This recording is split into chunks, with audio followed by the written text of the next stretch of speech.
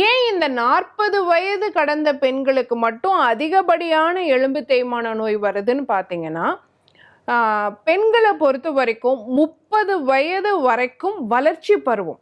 அப்போ எலும்புகள் நல்லா ஸ்ட்ரென்த் ஆயிட்டே வரும். நம்ம நார்மலா ஒரு இரும்பு ராட் மாதிரி அதை உடைக்கவே முடியாது. அந்த அளவுக்கு ஸ்ட்ராங்கா இருக்கும். இதே 30 வயது கடந்த பிறகு பார்த்தீங்கன்னா தேய்மான பருவம்.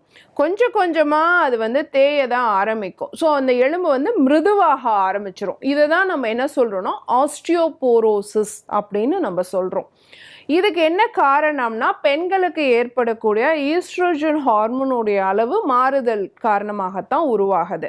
ஸோ 40 வயது கடந்த பிறகு ஈஸ்ட்ரோஜனுடைய அளவு மாறுபடும் பொழுது இந்த மாதிரி ஒரு எலும்பு தேய்மான நோய் வரலாம். ஆனால் இன்னைக்கு சிறு வயது பெண்களுக்கும் இந்த பிரச்சனைகள் இருக்கு. ஆனால் இதை ப்ரிவென்ட் பண்ணிக்க முடியுமானா கண்டிப்பாக முடியும். ஸோ நம்ம என்ன பண்ணணும்னா எலும்புகளை வலுவாக்கக்கூடிய உணவு முறைகளை நம்ம மேற்கொள்ளணும்.